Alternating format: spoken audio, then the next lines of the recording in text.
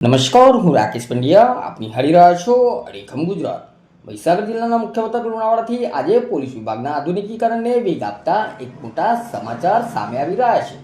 મહીસાગર પોલીસના ઇન્ફ્રાસ્ટ્રક્ચરને વધુ સુદૃઢ બનાવવાના હેતુથી લુણાવાડા પોલીસ હેડક્વાર્ટર ખાતે 20 કરોડ રૂપિયાના ખર્ચે નિર્માણ પામનાર વિવિધ પોલીસ પ્રોજેક્ટનું રાજ્ય કક્ષાના મંત્રી કમલેશ પટેલના હસ્તે વિધિવત ખાતમુહૂર્ત કરવામાં આવ્યું છે. અવસરે મંત્રીએ રાજ્ય સરકારની મક્કમતા દોહરાવતા જણાવ્યું હતું કે આગામી 5 વર્ષમાં ગુજરાતના 100% પોલીસ જવાનો અને અધિકારીઓને પરિવાર સાથે રહેવા માટે આધુનિક આવાસ સુવિધા પૂરી પાડવાનો સરકારનો દ્રઢ લક્ષ્યાંક છે, જેના માટે બજેટમાં 1751 કરોડ રૂપિયાની માતબર રકમ ફાળવવામાં આવી છે. લુણાવાડા ખાતે નિર્માણ પામનાર આ પ્રોજેક્ટમાં અત્યાધુનિક MT section, horse stable, horse riding school જેવી અનેક સુવિધાઓનો સમાવેશ થાય છે. મંત્રી કમલેશ પટેલે વધુમાં ગુજરાત પોલીસની ઝીરો ટોલરન્સ નીતિ અને સુરક્ષા વ્યવસ્થાના વખાણ કરતા નાગરિકોને અફવાઓથી દૂર રહી રાષ્ટ્ર પ્રથમની ભાવના સાથે આગળ વધવા અપીલ કરી હતી.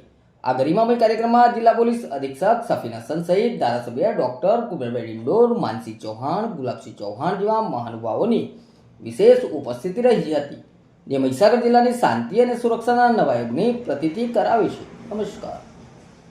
મહીસાગર જિલ્લાના લુણાવાડા ખાતે પોલીસ હેડક્વાર્ટર ખાતે એમટી સેક્શન, હોસ્ટેબલ, band store, horse riding school, અવેડો, માઉન્ટ રેમ્પ અને અન્ય બિન રહેણાંકી મકાનો તથા એરિયા ડેવલપમેન્ટની કામગીરી ગુજરાત રાજ્ય પોલીસ હાઉસિંગ નિગમ લિમિટેડ દ્વારા ₹20 કરોડના ખર્ચે શરૂ થવા જઈ રહી છે. એના ખાતમુહૂર્ત પ્રસંગે ઉપસ્થિત રહેવાનું થયું.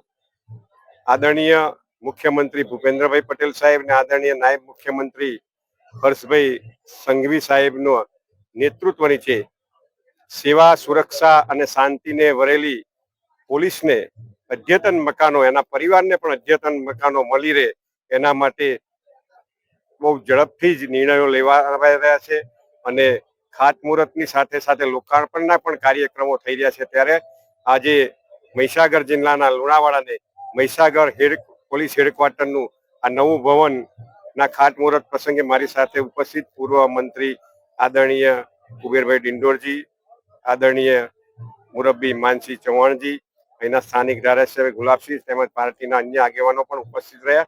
સૌને અને પોલીસ વિભાગને આ સુવિધા બદલ ખૂબ ખૂબ શુભકામનાઓ, શુભેચ્છાઓ અને મહીસાગર જિલ્લાને પણ અંતઃકરણની શુભેચ્છાઓ. અસ્તુ. ભારત માતા કી વંદે માતરમ.